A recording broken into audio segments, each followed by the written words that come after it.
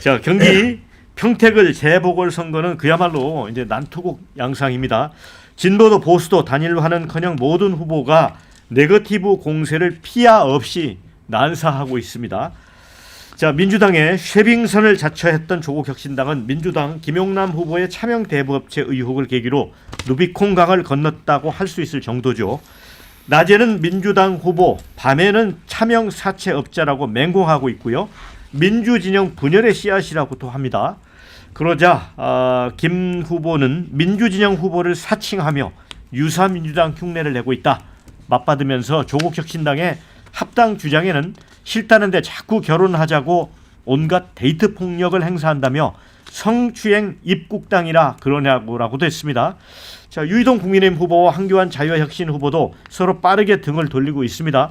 최근까지만 해도 유 후보는 힘을 모으면 승리한다고 했고요. 황 후보도 사전투표 아닌 6월 3일 당일에 투표해달라고 하면서 사전투표 직후 극적 단일화를 예측하는 말까지 꺼냈지만 유 후보가 부정선거 의혹에 선을 긋자 황 후보는 박근혜 전 대통령을 배반하고 탄핵에 찬성한 사람이라고 비난했습니다. 막판 난투국이라고 불러야 될 것 같은데 이게 심해지면서 결과는 정말 좀 한치 앞을 내다보기 어렵게 됐습니다. 배 수장님, 여기는 누가 될까요? 근데 이제 공표 검증 기간 직전을 보면은 조국 후보가 좀 탄력을 받는 추세였거든요. 네. 저는 그 영향이 있을 것 같아요. 왜냐하면 제일 예측이 어려운 데가 여기입니다. 그러니까 정말 이 뻘판 같은 데가 여기가 아닌가, 벌판이라고 그러나요? 이게 뭐 완전히 그냥 진흙 뻘판이라고 그러나 이거 뭐라고 이야기를 합니까? 그러니까 그 진흙탕 돼서 푹푹 빠지는 네네, 거. 푹푹 빠지니까. 그 늪이라고 하죠. 예, 저는 6월 4일 오전 10시 박영환의 시사 1번지 방송하는 순간에도 여기 판가름 안 날 것 같아요. 왜냐하면은 황교안 후보가 재검표 요구할 가능성 매우 높고 그런 상황이기 때문에 저는 이게 파묘대전이잖아요. 끝까지 서로 막 신상털기까지 나섰기 때문에 뭐 집안 이력이 지금 다 밝혀지고 있거든요. 뭐 조국 후보도 마찬가지고 김용남 후보도 마찬가지고 그러니까 단순히 이제 뭐 김재현 후보 정도는 신상털기까지는 안 들어가고 있는 것 같더라고요. 그런데 민주당 지지층의 대결 국면으로 봐야 될 것 같아요. 왜냐하면 어차피 보수 단일화가 안 된 상황이라서 그럼 말 그대로 또 친청 친문 또 친명 이야기를 할 수밖에 없는데 문제는 뭐냐면 원래 민주당이었으면 그래도 김용남일 가능성이 높았을 것 같아요. 결과를 예측할 수는 없습니다. 단정할 수는 없습니다. 하지만 친청 친문이 그래도 초결집하는 데가 참 특이하게도 민주당 후보가 아닌데 우리 지금 전국의 지금 선거구 중에서 이렇게 결집되는 데가 있습니까? 이른바 주민 야조 이야기가 나오거든요. 낮에는 민주당인데 야조, 밤에는 조국혁신당이라는 거예요. 밤이 무섭잖아요. 그러니까 무서운 쪽에 상당히 영향이 있을 만한 선거구가 저는 평택 을이다라는 말씀드립니다. 그리고 이제 투표는 또 낮에 하는 거니까요. 어떻게 될까요? 누가 될까요? 아니 저는 김용남 후보가 될 가능성이 90% 이상이다. 제가 이제 경기도청에서 근무했기 때문에 용인, 평택, 안성 이 민심 좀 알고 있어요. 여기가 정말 남부 지역의 핫한 지역이고 반도체 호황에 지역이 발전하고 성장하는 지역이거든요. 도로도 놔야 되고 그래서 강한 정부 여당 후보론이 가장 잘 어필할 수 있는 지역이 이 지역이고 보니까 2천 여주까지 선거 운동원들이 기가 안 죽어요. 원래 거기 굉장히 어려운 지역이거든요. 그래서 전반적으로는 김용남 후보에게 표가 몰릴 것이다. 조국 혁신당 같은 경우는 저는 이번에 평택을 해서 소탄 대실을 했다고 봅니다. 이게 이제 저희가 생각하면 조국 혁신당이 그냥 분란, 분열 이 생각뿐이 안 들어요. 그리고 뭐 민주정부 5기를 조국 후보가 열겠다. 합당 추진하겠다. 진짜 민주당 후보는 우리 조국 후보. 이게 저희 당으로서는 굉장히 황당한 이야기거든요. 아니 왜 보궐선거에서 이런 이야기를 하시는 것인지 조금 김칫국을 먼저 드시는 것 같기도 하고 어쨌든 우당으로서 서로 협력해갖고 여태까지 잘 지내왔는데 이번에 완전히 좀 골이 깊어졌다 이렇게 보입니다. 네, 지금 댓글에 어떤 분이 끝날 때까지 끝난 게 아니다. 황교안 오늘 중으로 단일화해서 유이동 어부지리 하는 것 아니요? 이런 의견도 주셨어요.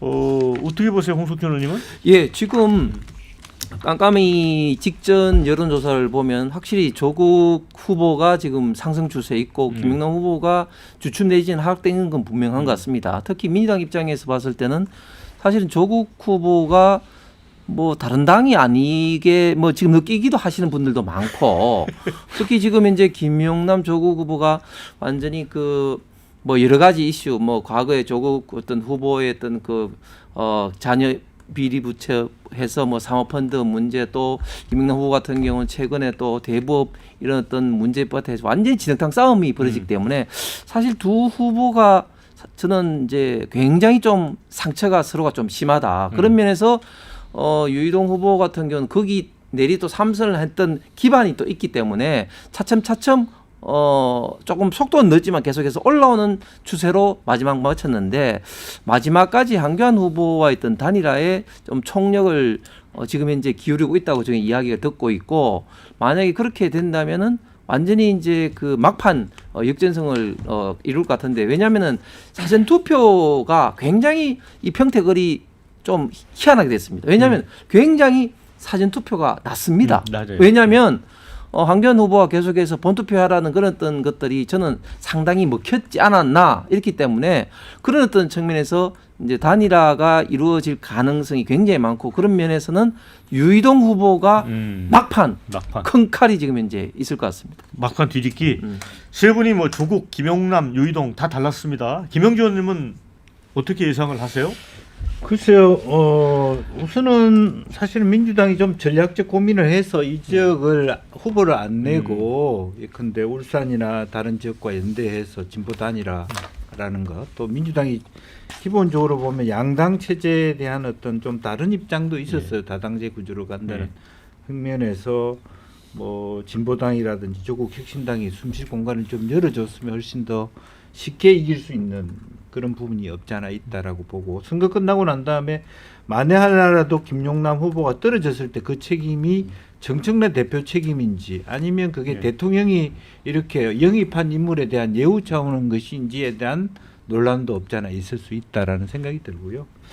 그러나 제가 그 주민 입장에서 보면 너무 시끄러우니까 아무 소리도 안 들리는 정치 고관여청은 뭐 이게 어땠다 저거 아버지가 어땠다 다 모르겠고 유권자는 줄투표다. 줄투표라는 뜻은 뭐냐 하면 추미애부터 다 1번 찍는 투표가 될 가능성이 많고 그리고 또 쫓아가기에는 유이동 후보가 그 전에 보여준 실력이 너무 하찮았다. 저는 15%도 간당간당하다. 그렇게 봅니다. 아니 줄투표 말씀해 주셨는데 투표용지가 뭐 6장 7장 이렇게 되잖아요. 배 소장님 이게 줄투표 요 부분이 상당히 설득력이 있다고 보세요? 저는 설득이 없다고 봅니다. 왜 그러냐면 아니 이 줄투표 할 수도 있잖아요 실제로. 아니, 줄투표는 원래 정치 성향에 따라 투표를 하기 때문에 그거는 기본적인 건데 제가 이제 분석을 해드리려는 것은 가령 부산 북갑이나 평택을의 경우에 줄투표 영향이 있을 거다. 천만의 말씀. 그거는 우리 MZ 세대를 MZ 세대는요 BTS인지 스트레이키즈인지 다 구분합니다. 장원영인지 안유진인지 다 구분합니다. 그런데 조국혁신당만 해도 3번인데 팔이 마비되지 않은 이상은 어떻게 그게 표기가 안 됩니까? 다 봅니다. 요즘에 우리 MZ세대 영포티 무시하면 안 되고요. 그거는 70년대 80년대에 있던 현상이고 요즘에는 적어도 부산 북갑도 그렇고 평택을도 그렇고 공주부여 청양도 다 봅니다. 그래서 그러니까 그 줄투표라는 것은 정치 성향에 따라 민주당 지지층이면 민주당 후보들에게 쭉 한다. 그거는 뭐 지극히 당연한 이야기인데 지금 우리가 이제 이야기하고자 하는 것은 가령 부산 북갑이나 평택을이나 여기에 줄투표 성향이 있을까? 천만의 말씀. 여기는 다릅니다. 다르게 보기 때문에 그만큼 중요할 수밖에 없는 거죠. 저기 김영주 의원님 좀 반론하시겠어요? 아니 저는 왜 줄투표가 가능하다라고 보냐면 여러 장이기 때문에 그래요. 그러니까요. 예. 7장 정도 되더라고요. 뭐 한 장이면 오히려 그게 따로따로 하나 보자라고 하는 건데 실제로 투표를 해보면 그런 성향이 있어요. 그러니까 빨리 하고 나와야 되니까. 시연 도연들은 뭐 자기가 당선될 줄 모르고 당선되는 경우가 많이 생기는 곳이기 때문에 또 하나는 정말 그렇게 생각해요.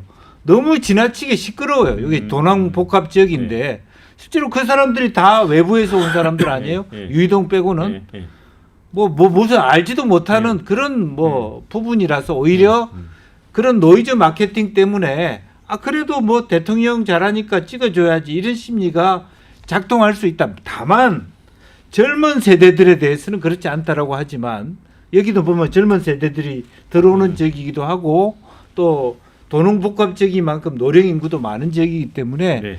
전혀 줄투표가 없다고 보기도 어렵다. 왜냐하면 경기도 전역 전체가 네. 민주당의 네. 어드밴티지가 있는 지역이기 때문에 그렇다는 거죠. 아주 그러니까 짧게. 이제 줄투표라는 게 그렇게 이해하면 될 것 네네. 같아요. 김영규 의원님은 이제 정당 지지 성향에 따라 자연스럽게 갈 거다. 아주 짧게. 기초의원 강행 의원은 그럴 수 있습니다. 근데 예. 요즘 세대들이요, 60대 분들도 주식창을 30개 열어놓고 보세요. 예. 네, 그래서 아니, 저는 절대 줄투표는 없다. 저는 AI 시대에 줄투표는 없다. 그러니까 기초의원 강행 의원은 그럴 수 있다. 그렇지만 이런 부산 북갑이나 평택을은 줄투표 영향지대가 아니다. 이렇게 말씀. 하여튼 이제 뭐 하루만 지켜보면 되니까 지켜보도록 하겠습니다. 조국은 여기서 지면 정치 인생도 위태로운데 아찔하다 이런 의견 주셨고요. 국힘보다 민주당을 더 공격하는 조국당 이건 아니지 이런 의견도 주셨고요. 조국당과 민주당 누가 될진 도통 모르겠지만 합당이 물 건너 간 것만은 확실하다 이런 의견